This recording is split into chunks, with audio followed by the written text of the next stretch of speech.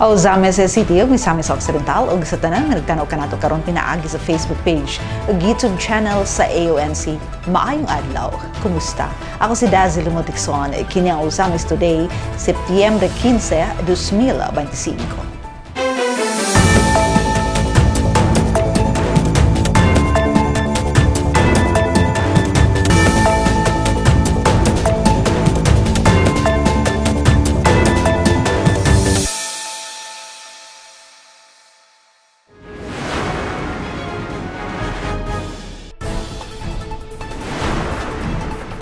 Bagong Pilipinas Spirit, misanag sa Misamis Occidental. Pagsaulog sa adlang natawhan ni PBBM o 125th Civil Service Anniversary, gisugat sa Kalipay.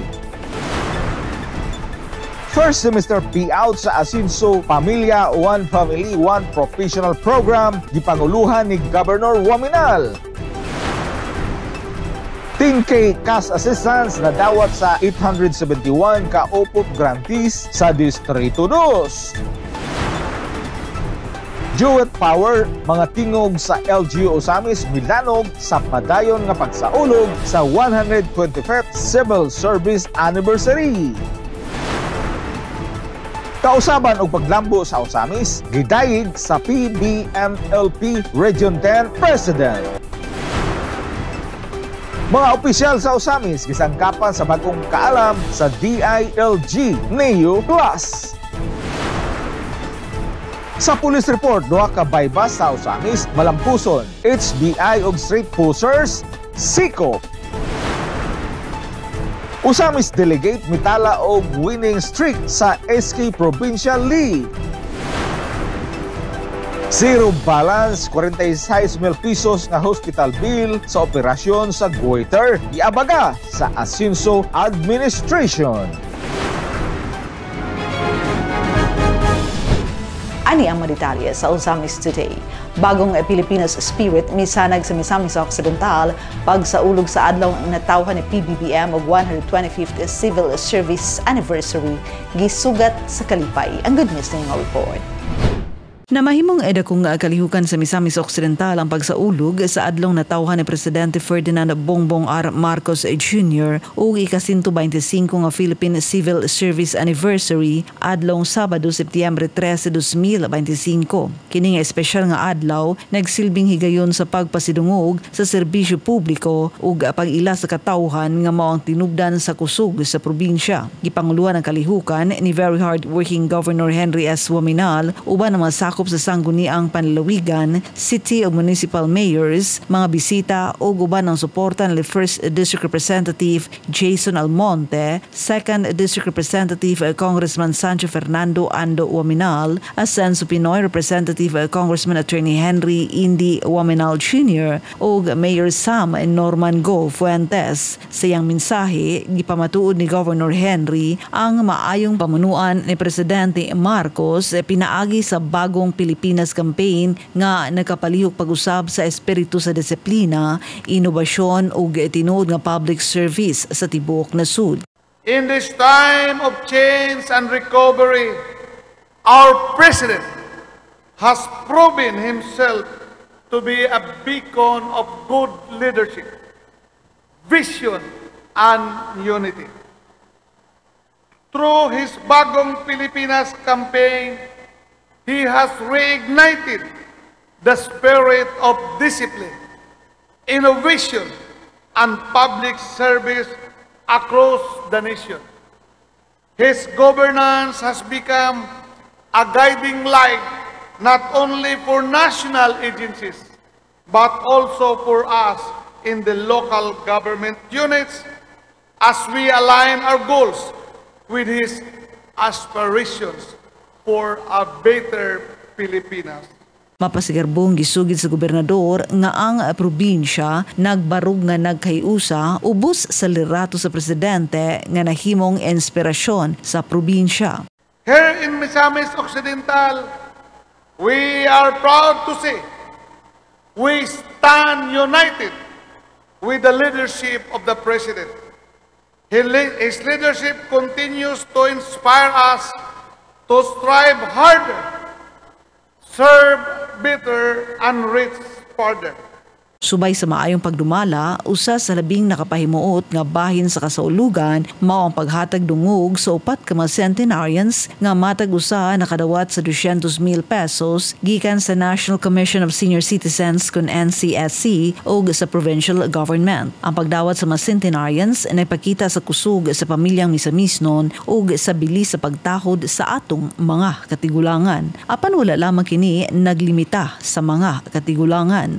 Laki pusab ang libo-libong mga misamisnon gikan sa makabatan-unan, mga mag-uuma, trabahante o estudyante nga nakapahimulos sa handog ng Pangulo Job Fair o one-stop shop nga gihatod uban ang 11 ka national nga mga ahensya. Adunay job matching para sa nangita og trabaho, libre nga check-up para sa panglawas, skills training para sa makabatan-unan, tabang sa negosyo alang sa gustong musugod o panginabuhian o pinansyal nga suporta para sa mamag-uuma, reservist o kapulisan. Niini, mapasalamaton si Joy Padugdug nga taga Oroquieta City nga nakapahimulos sa livelihood program ug nakadawa sa 300,000 pesos nga ilang gamiton aron magsugod og negosyo kauban ang yang 15 ka mga kauban. Thank you kayo. Thank you very much Attorney Henry Suminal ug sa tanan nga mao'y nagpasiugda nining tanan para unta amo aning i-promise nga amo ang tarungon og dala ang negosyo aron mo lambo. Thank you, thank you. Ang dalaygon nga kalihukan atul sa kasaulugan sa adlaw natawhan ni Presidente Ferdinand R. Marcos Jr. o gapag sa ulog sa ika-125 nga Philippine Civil Service Anniversary, klarong nagpakita sa tinud-anay nga paningkamot sa Misamis Occidental nga ipatuman ang bagong hulagway sa gobyerno o sa kabagong Pilipinas para sa tanan. First semester payout sa Senso Pamilya One Family One Professional Program gipanguluhan ni Governor Waminal gitutukan ni Leon Medallo ang maong balita. Ani ang iyang report.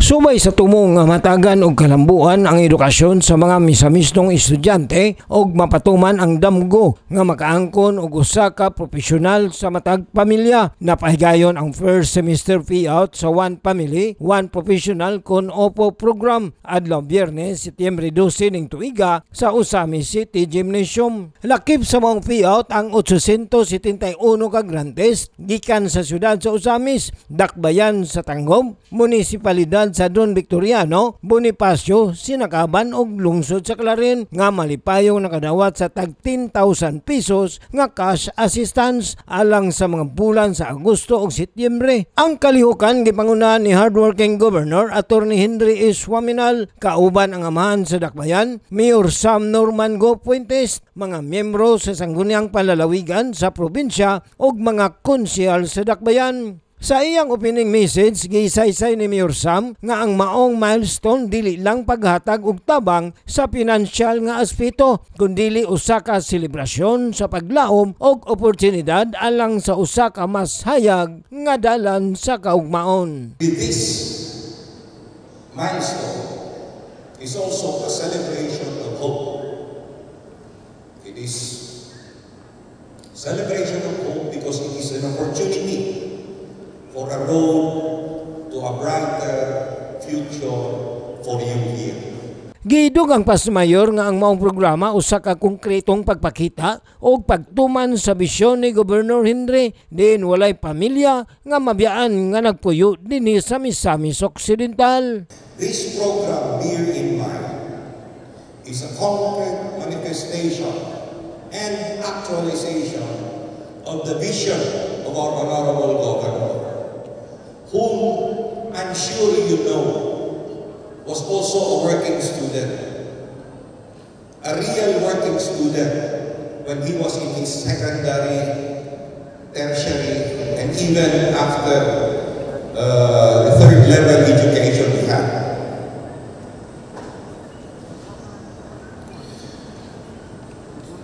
This concrete manifestation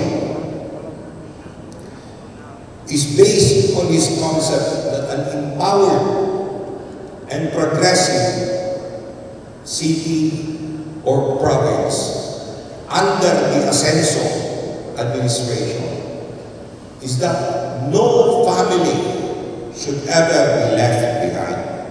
That is why that is one professional, one family.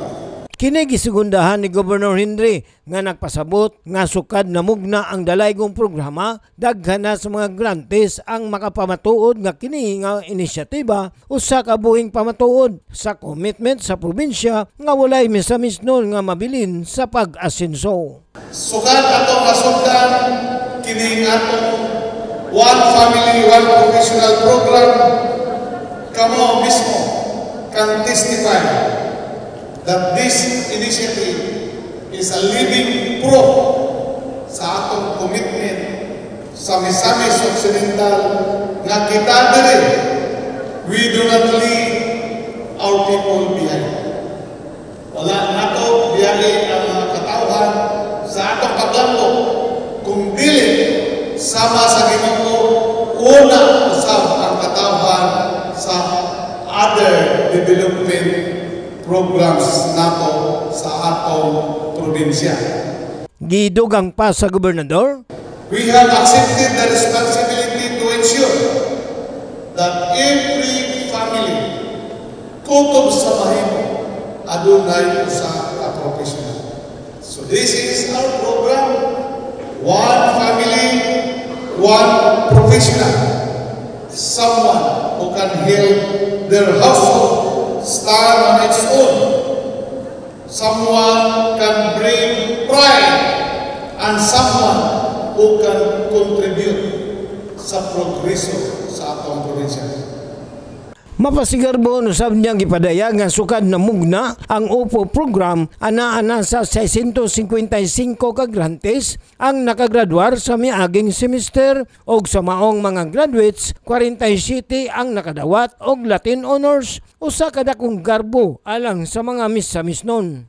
Since the start sa mga programa, there are already 655 grantees who graduated from our program in the last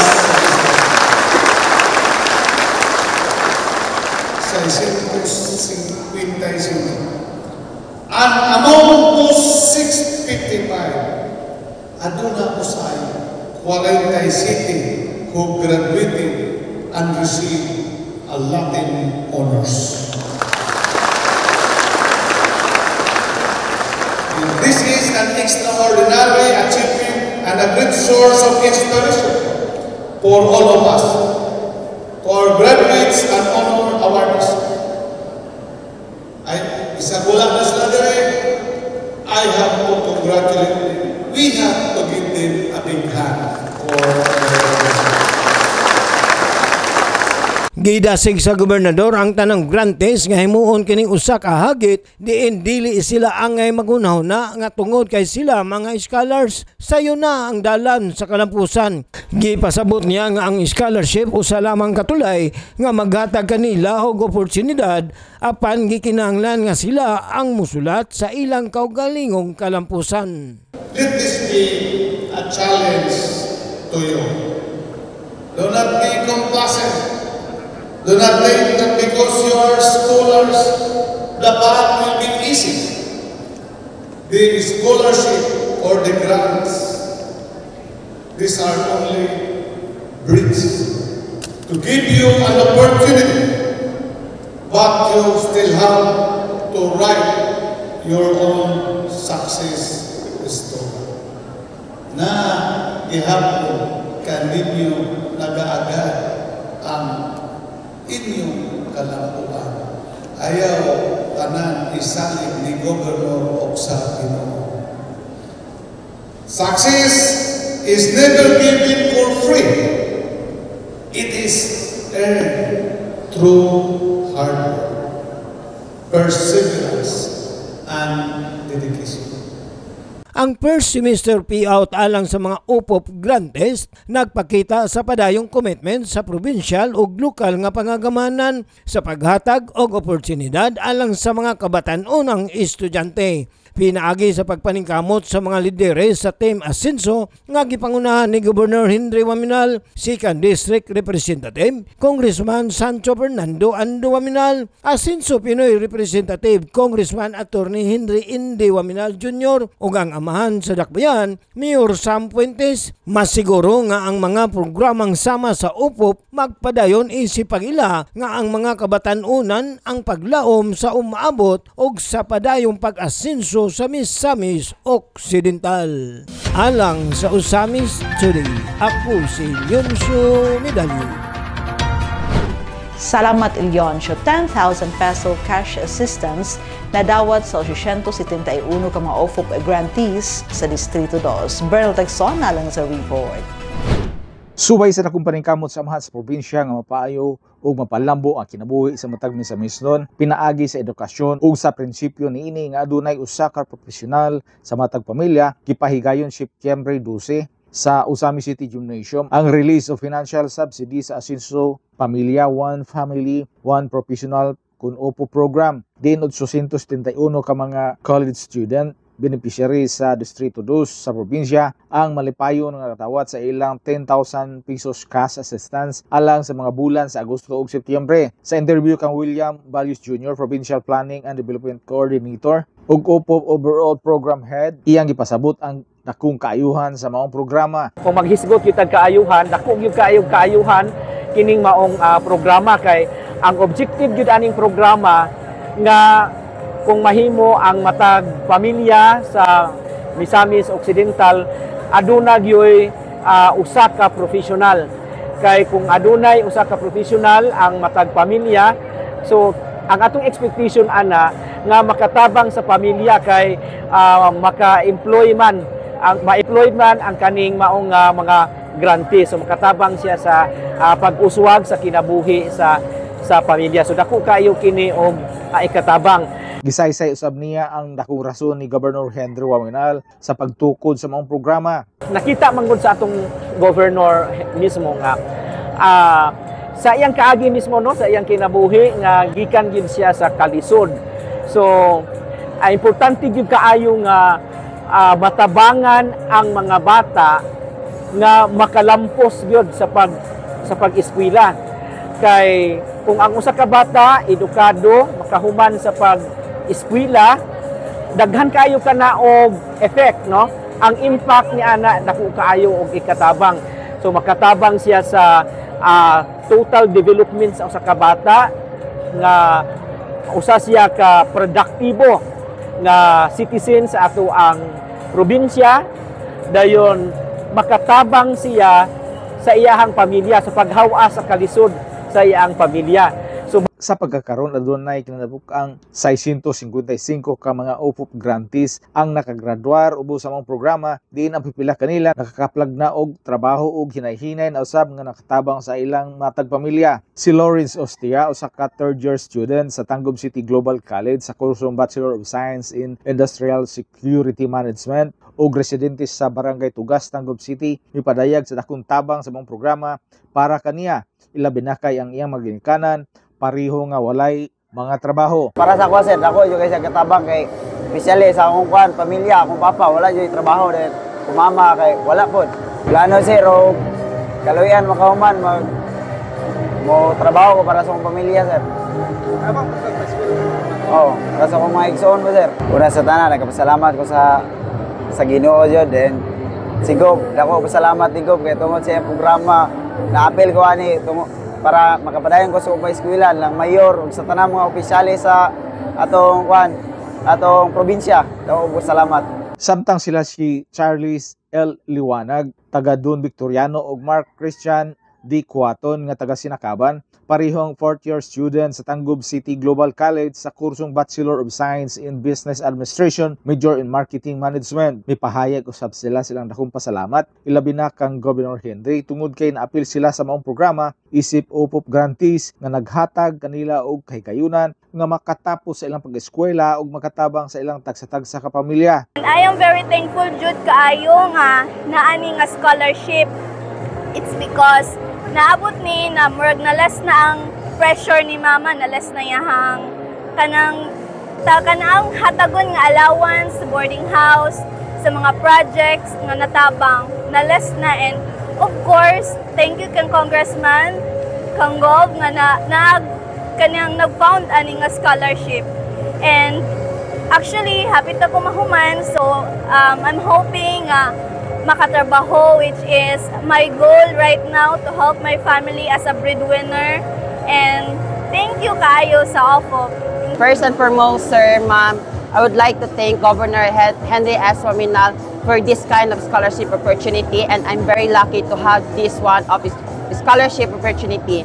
Kanang magpasalamat jud kay ko ani nga scholarship kay tungod ani, sir, kanang dili man babag ang kanang bitang pag-eskwela, babag pod ang kapobrehon sa usa ka pamilya tayo, usa ka estudyante nga walang-wala jud, sir. Tapos aside from ana, sir, is kanang bitang I'm lucky jud nga kanang nahimo ko nga isa ka grantee ani nga kan scholarship kay tungod ani, sir. Karon, sir, magpasalamat pod ko nga kanang sa akong pag-eskwela, sir, isa na lang jud ka semester makagraduate na pod ko. Panghinaot ni Mark Christian nga mapadayon gihapon ang mga programa aron matabangan usab ang ubang pang mga estudyante nga nagtinguha nga makapahimulos ug nangandoy nga maka-appeal niini nga programa. Magpadayon tag gihapon ni siya para makatabang pod ni siya sa mga ako ang kauban or sa mga estudyante pod nga nanginta pod og panginahanglan regarding ani nga kuan, sir, kanang scholarship, sir. Ang Asenso Pamilya One Family One Professional Program nagpamatuod sa hingpit nga tinguha ni Governor Henry Sibilia Waminal nga mapaayo ug mapadambo ang kinabuhi sa matag misamisnon pinaagi sa edukasyon nga usa ka dakong instrumento sa kalambuan ug naghatag usab kini sa matag OFO grantee ug dakong kahigayunan nga makatapos ilang pag-eskwela ug magmalampuson sila sa umaabot. Alang sa Osamis Today, ako si Bernard Texas. Salamat, Bernard. Duwat power mga tiyong sa LGU Osamis milanog sa padayon nga pagsaulog sa 125th Civil Service Anniversary. Ania ang report.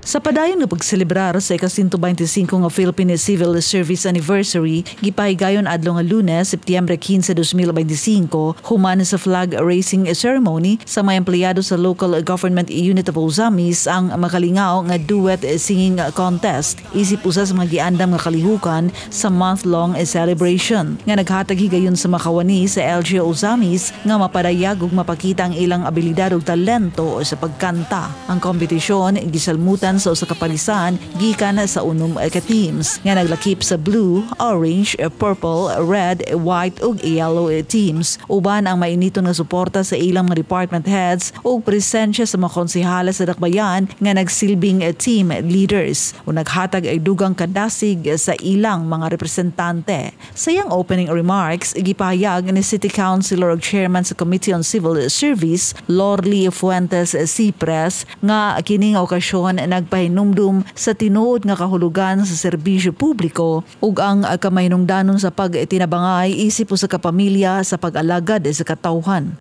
It is my great honor and joy to welcome you all as we continue with our CSC celebration. This occasion reminds us of a true essence of public service and the importance of working together as one family in serving our people. Ang matag parisan gi-judge base sa mosunod nga mga criteria: harmony and blending 40%, vocal technique 35%, ug performance and stage craft 25%. Ug gihukman sa angayan nga panel of judges nga naglangkob nila ni Miss Jean Baroro, a former LaSalle University artist in music, a soloist, and fifth Sunday band vocalist based in Osamis City. Mr. John Ray Cadorna graduated at LaSalle University, taking up a Bachelor of Science in Business Administration, a pastor of New Creation Church Osamis, a singer and songwriter and music director, and also a Tawag ng Tanghalan 2018 Daily winner. Ug si Mr. Rayan Amakna, a versatile multi-instrumentalist, music producer, film maker, theater practitioner, and singer-songwriter. Human sa mainiton nga Ipasundayag sa unom ka mga parisan nga mipakita silang abilidad ug talento sa pagkanta, napili nga kampiyon sa duet singing contest ang Orange Team. Gisundan sa White Team, isip second place, third place Purple Team, fourth place Yellow Team, fifth place Blue Team ug sixth place Red Team. Nananaginip ng gising, nakatulala sa hangin, nagsusumidhing damdamin, kahit halik lang ang akin, nababaliw ako sa'yo, bawat silak mo ng puso ko, sa isang sulok na lang, umiibig sa'yo. Isigaw mo sa hangin, tumindig at magsilbi, liwanag, liwanag sa dilim mo, magiting ang bagong awitin, liwanag, liwanag sa dilim. You and I, we belong in each other's arms, there can be no other love. Now I know that we can have it all forever. Nang hinungdan ganong imo ming gibyaan, tay uli anaming nanay, kaming duhara diri sa balay, walay makaalalay. Sana na may makikinig ka kapag aking sasabihin, minamahal kita. Heto na ang pinakahihintay natin, eto na tayo magkayakap sa dilim. O kay sarap ng mga nakaw na sandali, habang tayo'y magkayakap sa dilim. Ang maong kalihukan ay nagpakita nga ang Philippine Civil Service Anniversary Celebration dili lamang usa ka pag-ila sa serbisyo sa matag kawani sa gobyerno apan usab usa ka higayon sa pagpadayag sa panaghiusa, kalipay ug panaghigalaay nga nagpamatuod nga ang serbisyo publiko naglangkob dili lang sa trabaho apan usab sa pagdasig sa talento ug abilidad sa matag empleyado. Uban ang makanunayon nga suporta sa Asenso Ozames administration nga gipanguluhan ni Mayor Sam Norman G. Fuentes alang sa makawani sa gobyerno nga giila nga mga bayani sa matinud-anon nga pagserbisyo sa katawhan. Kausaban og pag-asenso sa Ozamis gidayeg sa PBMLP Region 10 President. Mibalik alang sa report si Carl Texon.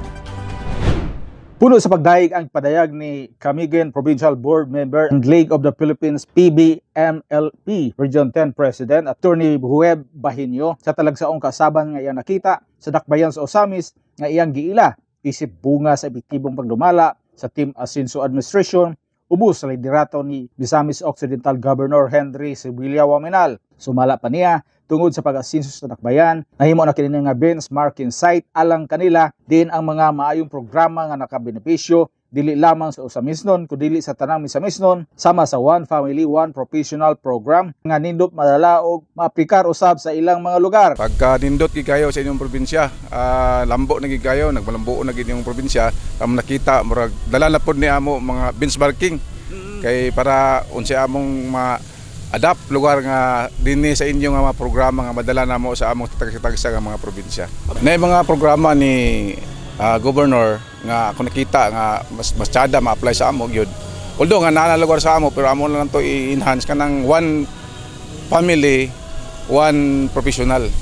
Sa iyang pagbalik lantaw kaniadtong tuig 2003 sa dihang nagsilbi pa siya isip nga PNP Intelligence Officer sa Ozamis, iyang gipadayag nga limitado ra kaayo ang nailhan nga atraksyon sa syudad, ang Kuta Fort ug ang Shrine sa Birhen sa Kuta. Apan karon makita ang dakong kausaban ug mas bibo ang dakbayan tungod sa kalambuan ikumpara kaniadto.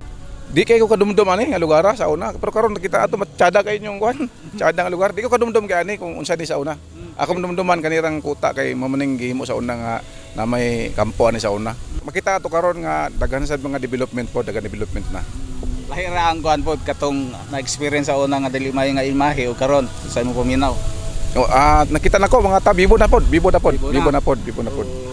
Sumala pa sa PBMLP Region 10 President ang kalambuan nga masinati sa probinsya, ilabi na sa dakbayan sa Osamis, bunga sa maayong liderato sa Team Asinso nga gipanguluhan ni Governor Henry nga nagpakita sa tinuod nga kahulugan sa Asinso. Of course, maayong leadership gyud nakita nato ay sa among pagganina sa among pag lakaw-lakaw para mag-benchmarking. Daghan na gyud nakita nato nga development sa ekonomiya dinhi sa Misamis Occidental.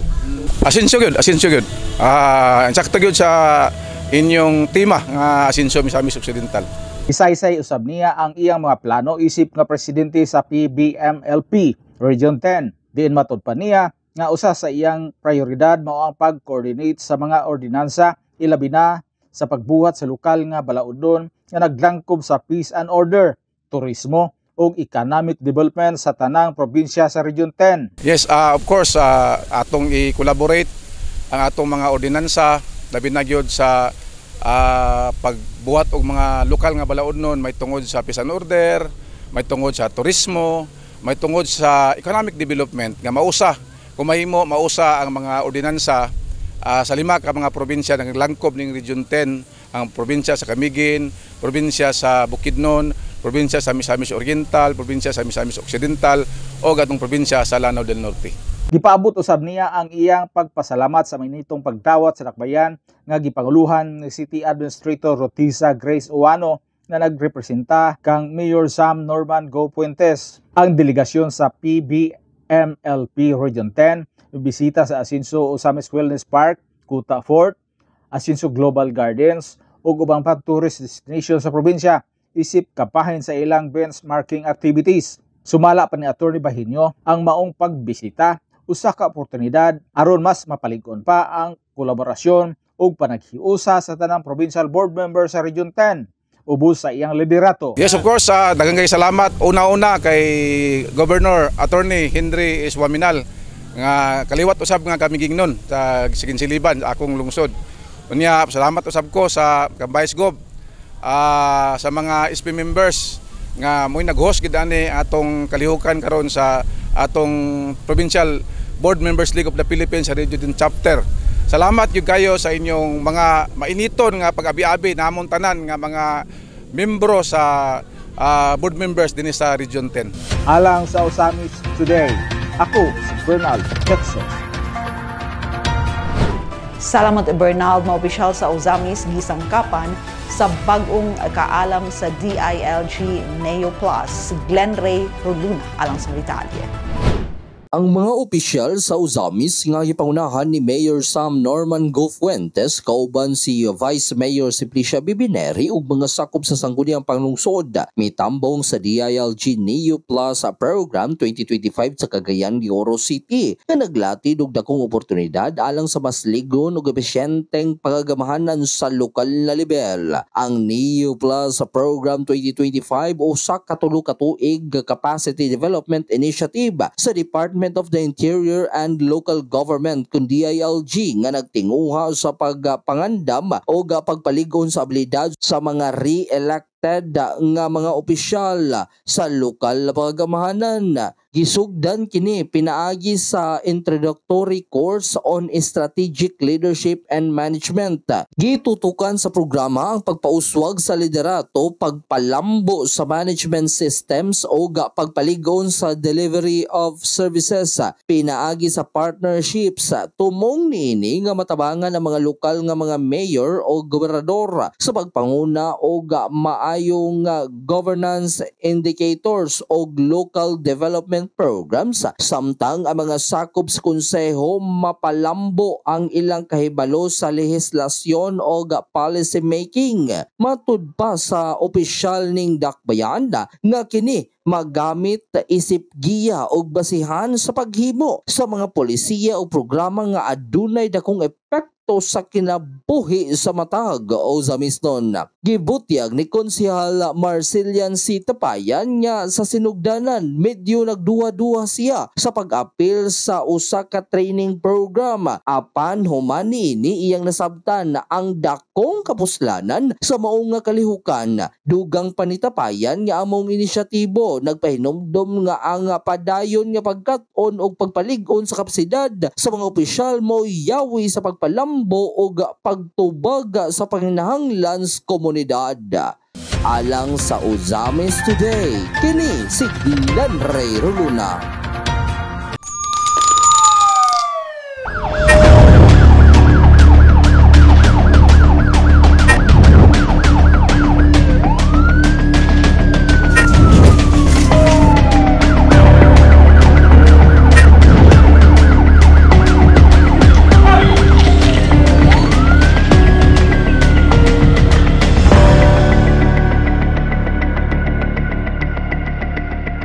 Sa police report, duha ka buy-bust sa Ozamis, Malampuson.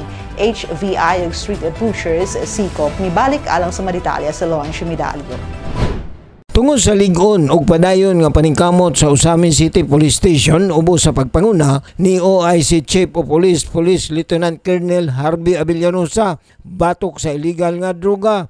Duha ka Malampusong drug buy-bust operations ang gipahigayon di nasikop ang usa ka street level individual kon SLI o usa ka high value individual kon HBI nga mga suspect. Setyembre 11 ning tuiga alas 10:50 ang takna sa kagabion milusad og drug buy-bust operation ang mga sakop sa kapulisan sa may Abanel Street, Osrocks Park, Barangay 50th District, Ozamis City. Ubos sa pagpanguna ni Intelligence Officer Police Captain Elwood Kilat Malanog nga nagresulta sa pagkasikop sa usa ka street level individual nga nailhan sa alias Saldi, 35 anyos, adunay live-in partner, empleyado sa usa ka private company nga nagbase sa Dakbayan sa Ozamis o residente sa Purok 5, Barangay San Antonio, Ozamis City. Sa pagbody search kang alias Saldi nga gisaksihan ni punong barangay Evelyn Ricamadas sa Barangay 50th District, DOJ representative ug mga miyembro sa local media na kumpiska gikan sa iyang posisyon ang duha ka sachet sa gituang shabu nga giputo sa usa ka tissue paper ug ang 500 pesos nga mark money. Gibanabana nga ang kinatibuk ang gibugaton sa mga nakumpiskang illegal nga droga mo balor og 0.5 gramos nga dunay street value nga 3,400 pesos. Samtang adlaw Sabado, Setyembre 13 alas 11:30 ang taknas kabuntagon, lain na usab nga drug buy-bust operation ang ipagayon sa kapulisan sa Ozamis dito sa Purok 2, Barangay Labo, Ozamis City. Sa pagpanguna ni Intelligence Officer Police Captain Elwood Kilat Malanog, uban nila Operation Supply Officer Police Captain Joseph Rua Kagbabanwa og Investigation Officer Police Captain Alpi Sabadukya, kauban ang Second Provincial Mobile Force Company, Misamis Occidental Provincial Intelligence Unit, Provincial Drug Enforcement Unit sa Misamis Occidental Police Provincial Office o Regional Mobile Force Battalion Region 10 nga nagresulta sa pagkasikop kang alias Tata, 42 anyos, usa ka high value individual, single rescue vehicle driver, usa ka probationer o residente sa maong barangay. Nakuha gikan sa posisyon ni alias Tata atol sa pagbody search nini nga gisaksihan ni Barangay Kagawad Arlinda Arroyo sa Barangay Labo, representante sa DOJ og mga sakop sa local media ang tulo ka sachet nga gituang shabu, usa ka buok nga tissue paper, usa ka disposable lighter ug ang 500 pesos nga drug buy-bust money. Gibanabana nga ang kinatibuk ang timbang sa mga nakumpiskang illegal nga droga anaa sa 3 ka nga adunay street value nga naa sa 20,400 pesos. Ang duha ka mga suspitsado nga sila alias Saldi og Tata ana gidala og temporaryo nga gidetiner sa Ozamis City Police Station og pareho nga magatubang sa kasong paglapas sa Section 5 ug 11 sa Republic Act 9165 o Comprehensive Dangerous Drugs Act of 2002. Alang sa Ozamis Today, ako si Leoncio Medali. Salamat uyon siya Ozamis delegate imitala og winning streak sa SK Provincial League si Adoni Bicena alang sa mga report. Garbo nga gipahibalo ni Ozamis Sangguniang Kabataan Federated President City Councilor Janfil Dayundon Duhay Lungsod sa ulahing regular session sa City Council ang accomplishment sa Team Ozamis sa gipagayon nga Sangguniang Kabataan Provincial League. Matud pa ni Honorable Janfil Duhay Lungsod nga leading team ang SK Ozamis sa basketball o volleyball tournament bracket C men and women category. Dako ang iyang pagtuo nga ang Team Ozamis maoy mag-ilog o muilog alang sa kampyonato sa maong sports diin ang championship ipagayon sa sunod semana. Ang sports competition giapilan kini sa tanang SK member sa tibok probinsya gikan sa 14 ka lungsod ug 3 ka syudad diin sagad sa sports competition nga gipasiugda mga ball games ug computer game. Kipasalamatan ni Honorable Janfil Duhay Lungsod ang suporta ni Mayor Sam Fuentes og sa mga kauban sa konseho nga gipanguluhan ni Vice Mayor Bebineri. Kipasalamatan usab niya si Governor Henry Sevilla Waminal, Congressman Ando Waminal og Congressman Indy Waminal sa manitong suporta sa aktibidad sa SK Provincial Federation nga gipanguluhan ni Board Member Clara May Villanueva. Thank you, Honorable Majority Floor Leader and Madam Chair. For SK Matters, I'd like to inform this August body that with regards the SK Provincial League, as of this moment, the Ozamis City is now leading in overall tally of the all sports for championship, Madam Chair, and continue pagyapon ang game up by the next week. Thank you, Honorable Chair. And by the way, our sports for volleyball, men's and women's, and also the basketball are rank 1 of the bracket C, Madam Chair. Thank you. Alang sa Ozamis Today, Adon Dinsina reporting.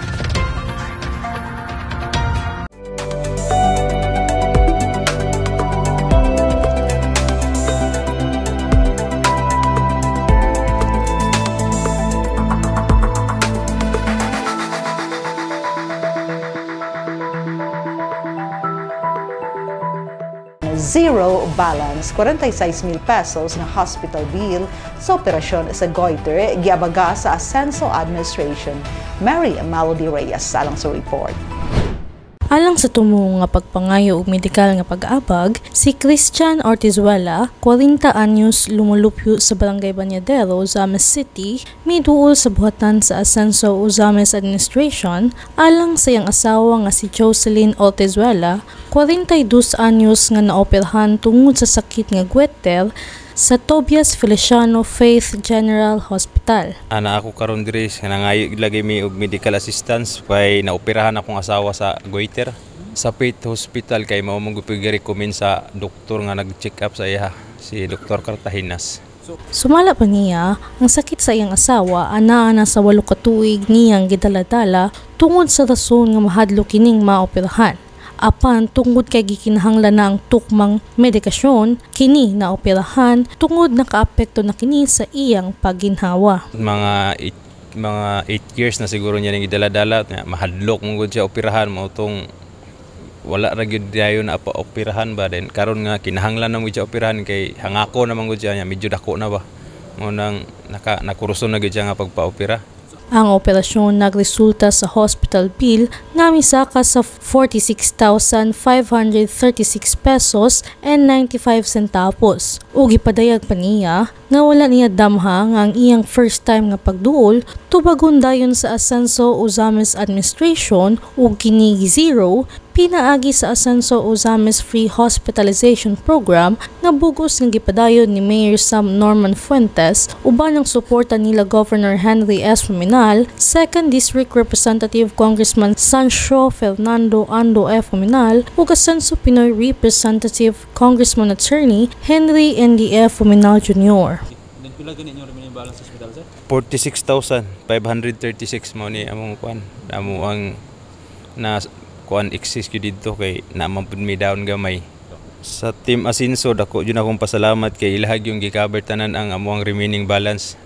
Dako gyud akong pasalamat kay wala na gid mi mabayaran sa hospital. First time pa nimo sir? Oh, first time namo karon sa kuan nagpa-assistance. Wala gyud pud lagi ang maupay among giampo nga unta masiro gyud kay para napanggoy mga kuan follow up check up pa pod nga makagasto pod mi ba. May mga tambal. Oo, na pa yung mga maintenance nga kuan pod angay paliton. Giangkon sab niya nga bisan pa man aduna sila panginabuhian duwa sa iyang misis apan igo lamang kini alang sa ilang pang-adlaw-adlaw nga panginahanglan. Ako rider ko sa Shopee din si Mrs. pod na apoy trabaho bookkeeper pero di man gyud nato ang ato ang income igo-igo ra po sa tong inadlaw nga kinahanglanon gud. Update alang sa panglawas ni Jocelyn. Kaloy sa Ginoo maayro gyud kay naka-out naman pud siya din. No, maay naman makasulti na pud siya sakto. Okay ra gyud kayo. Mensahe ni Christian alang sa mga lideres sa Team Asenso nga padayon sa kanunay nag-abag kanila. Para sa ato ang Team Asenso labi na gyud ni gobernador ug sa iyang duha ka congressman nga iharap pong mga anak ug sa atong mayor daghan jud kayong salamat sa inyong programa nga medical assistance nga naabil namo karon. Dako jud kay namong pasalamat kay tungod ani wala na gyud mi nabayaran nga excess sa hospital. Magpasalamat mi dako ani nga kuan kani nga oportunidad nga gihatag sa amo. Alang sa Uzamis Today, ako si Mary Melody Reyes. Salamat Mel ang Uzamis Today at kanato ng serbisyo publiko sa kanunay asenso Uzamis Administration ubos sa pagdumala ni Mayor Attorney Sam Norman G. Fuentes pinaagi sa Asenso Uzamis News Channel. Alang sa dugang impormasyon, please like our official Facebook pages, Sam Norman Fuentes, Kong Ando Wominal, Attorney Indy Wominal of Asenso Uzamis News Channel, and please subscribe to the official AONC YouTube channel din makita sa ninyo nga naka-stream live ang among mga programa sa ngalan sa kinatibukang AONC team, Yonsho Midalio, Bernal Tagsona, Don Dicena, June Purgatorio, Ares Carpio, Kim Tangaro, Macjul Malinis, Mary Melody Reyes, Angela Mecarante, Mary Ana Lumapas, Xander Dalido, si Glenn Ray Roluna sa Misamis News Network, at si Dazer Motikson. Daghang salamat. Kanunay Asenso Uzamis, Padayon Asenso Segundo Distrito, Asenso Misamis Occidental, Asenso Pinoy.